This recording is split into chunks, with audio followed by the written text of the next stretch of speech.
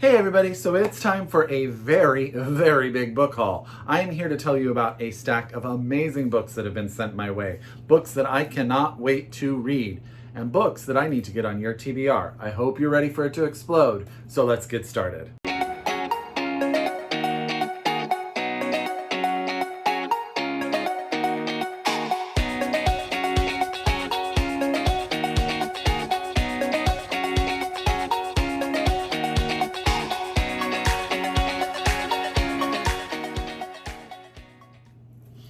Hi everybody and welcome back to my channel. It's Russell with Ink and Paper Blog. How are you all doing today? As always, I hope you're happy, I hope you're healthy, I hope you're safe, and of course I hope you're reading an amazing book or two or three or four. I am hot. It is again hot in Northern California, windows closed, air conditioned on.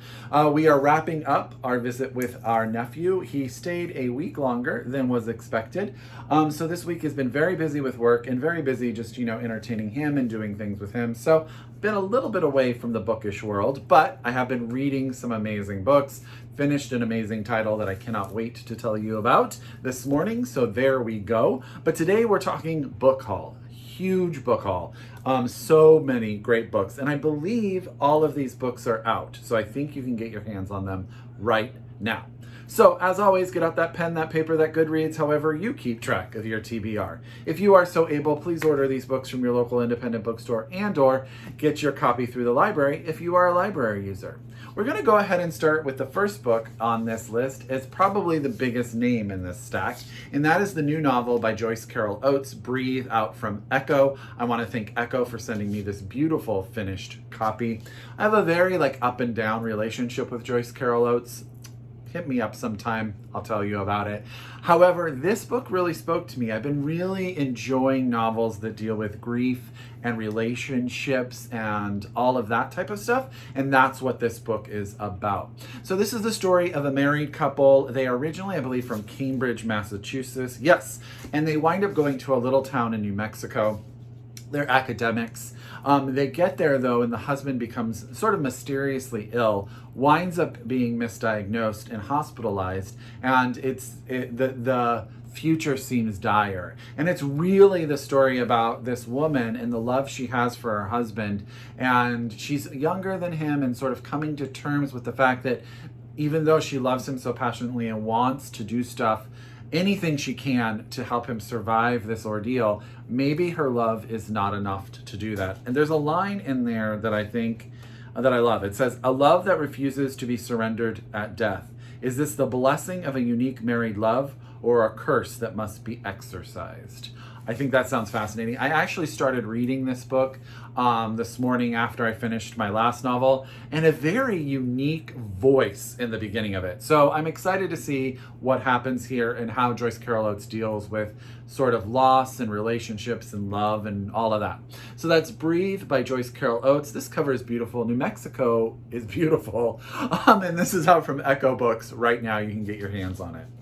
Okay, one of the debuts of the year that I really sort of was excited to come out and just arrived on shelves is Damnation Spring by Davidson. This is out from Scribner. And again, this just came out, so you can get your hands on it right now.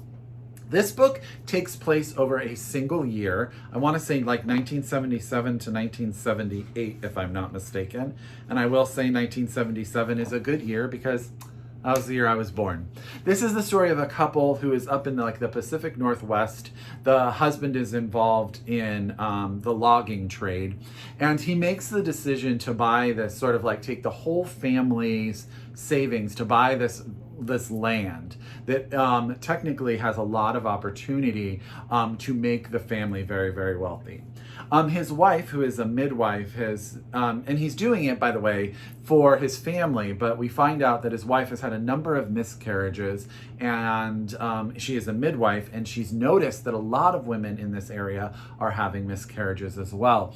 And it turns out that the herbicides that the logging company has been using, which were considered harmless, maybe they are not as harmless as people think. And the wife starts to sort of investigate into this while all of this logging is disappearing and all this nature is going away. Is the area being what's the word I'm looking for? Like overlogged? That seems the wrong word, but you know what I mean. And that's sort of that juxtaposition, and it happens all over a single year. So that's Damnation Spring by Ash Davidson. I want to say Anthony Mara blurbs this book, and both of his novels are two of my favorite reads ever. So, and I'm like totally a stan of Anthony Mara, so I'm super excited about it. So again, Scribner, Damnation Spring by Ash Davidson, and her book is out already. You can get your hands on it as we speak. Okay. Now, this is a book, this is not the author's debut novel, but I believe this is his first book in English translated, and that's Love in the Big City by Sang-Young Park. I'm going to hold that up there, and I think this is translated by Anthony Herr, right? Is that correct? Yep, Anthony Herr, who, by the way, I follow on Twitter, absolutely adore. I think he is fantastic, and he has translated so many amazing books from Korean to English. And this story sort of sounds like, I want to say it's sort of like a love letter to the glittery nightlife of Seoul. So we have a main character. He and his best friend live together. She and he sort of live this extravagant lifestyle together, very like nightclubby energy and all of that. But eventually she decides to sort of settle down, and he is sort of left on his own. He winds up taking care of his mother. He wants to figure out what he's going to be doing. And he winds up in a bunch of relationships with a variety of different men. One of the men is like very handsome, but very cold.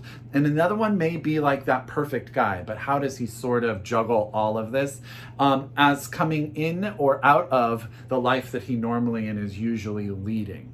I hope that makes sense. It sort of sounds like a coming of age story, but also sort of like a tribute to sort of this 20s age, you know, and figuring out what the world is going to be. I trust Anthony Herr because I think he's a fantastic translator, and I'm really excited about this. So this is out from Grove. It actually is the one that doesn't come out on this list for a while. This book comes out on November 9th, and this is Love in the Big City by Sang-Young Park, translated by Anthony Herr, and look at that cover, it's phenomenal. I will say this arrived to me in the mail a little beat up, like the mailman took it out, read it a couple times, and then sent it on its way to me, so I'm very excited about it though. Okay, I am a huge fan of Celadon. They usually write like thrillers that I'm really into, but they just released this novel, which is We Are the Brennans, by Tracey Lange, that is more along the lines of like one of those small town family drama things that just sounds so good. So at the center of this is a young woman named Sunday Brennan. She's been involved in a car accident, a DUI car accident, which she is at fault. She is out in Los Angeles, and she winds up sort of scurrying home back to New York, back to her family, where she left 5 years ago without really much ado. She left a boyfriend, fiance, she left her family, and then she has to go home and sort of reinvent those relationships. And she gets there and she realizes that maybe not only does she need them, but maybe they need her just as badly. So this feels to me like very much in the veins of Yes Again, or something maybe even, you know how Celeste Ning can do like that town family vibes so well. I'm really very interested in seeing what this one puts out, and the cover is just rather beautiful. So that's We Are the Brennans by Tracey Lange, out from Celadon Books as we speak. Okay, this book sounds like it's going to be so much fun and sort of like a body humor. I don't know exactly, but I absolutely love it. And I love the pictures on Instagram of people recreating this cover. So look at that cover. This is Nobody, Somebody, Anybody by Kelly McClorey. Is that how you say McClorey? And this is out now from Ecco. I love Ecco. I think there's a whole lot of Ecco in this pile, actually. They treat me very, very well, and they send me fantastic books. So this is the story of Amy. She's a young woman who has taken a job as a chambermaid at a yacht club as she prepares to take the exam to become an EMT for the third and hopefully the lucky charm time. But as the date sort of nears, Amy has a habit of sort of building up her anxiety and starts to sort of self-doubt. And she creates this sort of pattern that she thinks is going to sort of fix that. She winds up becoming friends and receiving an invite from her landlord, where she really is like, this is the first person she feels like she can trust. He invites her over for dinner. But this connection comes with sort of this surge of hopefulness. But is it one of those things that she's over putting her, like, is she putting her eggs in all in one basket sort of situation? And she has to figure that out before the summer ends. She has to take this test, which is really, the next step for her in her future. So that's Nobody, Somebody, Anybody by Kelly McClorey, out from Ecco Books. Again, this one is out and you can get your hands on it. This one just came out, and this one speaks to me in so many ways, because you guys know I have certain things that I'm very passionate about. But Agatha of Little Neon by Claire Luchette? I want to make it super French. I'm not even sure that's absolutely true. But this is, this is the story of a group of nuns, which, come on, right there, I'm totally bought in. Agatha is one of 4 sisters. They live in a house together. They're very communal. They pray together. They've been together. And then one day their landlord evicts them. So they have to move into this sort of halfway house, and they have to sort of go back into the real world. Agatha winds up going into a all-girls school to teach math, and sort of that conundrum of what is her place in the world? Has she sort of been secluded too long? Is her place out there in the real world? What is that going to teach her about herself? Not only herself, but the sisterhood she's a part of and the people that she holds dear to her heart. So I think this sounds excellent. I'm very excited for it. So that's Agatha of Little Neon by Claire Luchette, and this is out from FSG. You can get your hands on it right now. Okay, Europa always treats me well too. Gosh, I love these publishers. Big thank you to all of them and all of the books that they send me. But this is Brotherhood by Mohamed and Mbougar, Sarr, and I don't think I'm saying that middle name actually accurately. And this is translated, I believe, from the French. Give me 1 minute. Translated from the French by Alexia Trigo. And this is the story of a regime called the Brotherhood, and, that goes and publicly executes these 2 young people for their love. And this is the story of what their mothers do in response. It's just very simple. It says, in response, their mothers begin a secret correspondence, their only outlet for the grief they share, and each woman's personal reckoning with a leadership that would take her beloved child's life. So this cover leads me to believe, one thing, but it sounds like this is going to be one of those books that's going to tug at all of our heartstrings. Moms dealing with the loss of a child is one of those things that just even thinking about it makes me cry a little bit inside.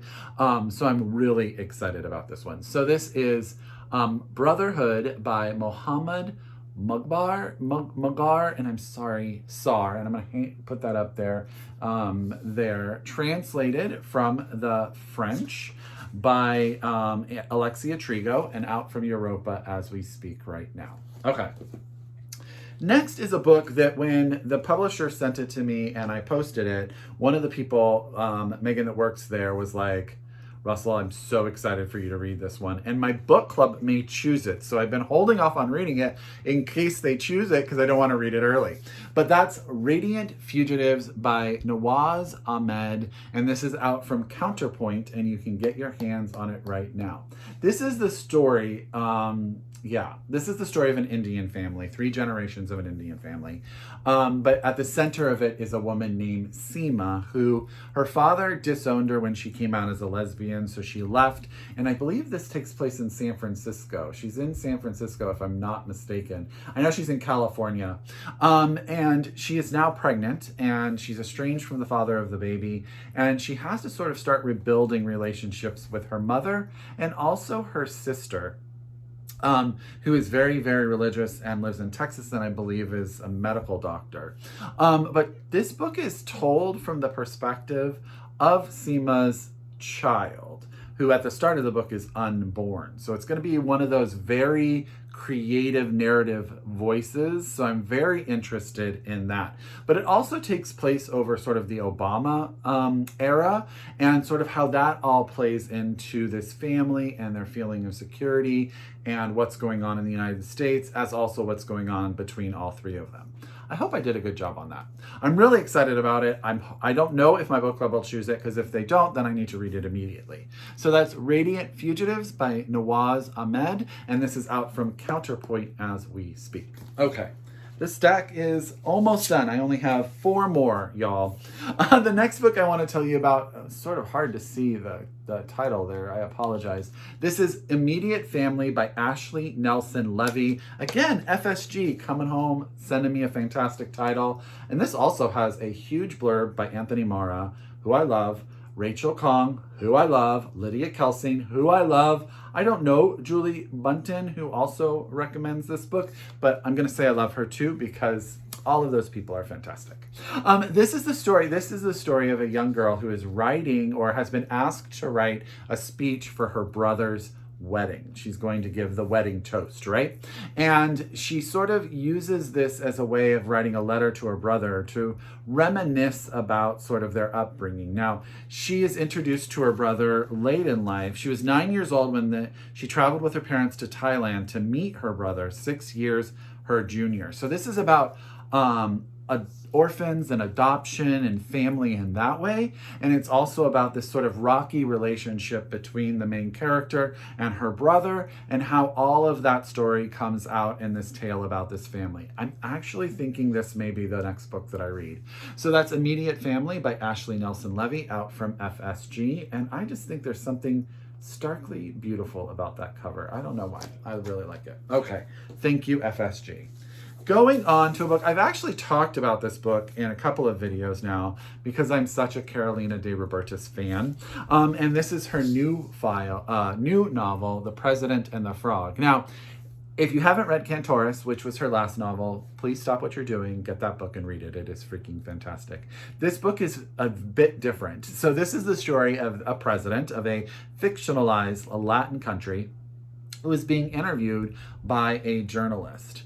And it turns out that this president has quite a past. He was part of like the guerrilla movement. He was put in prison.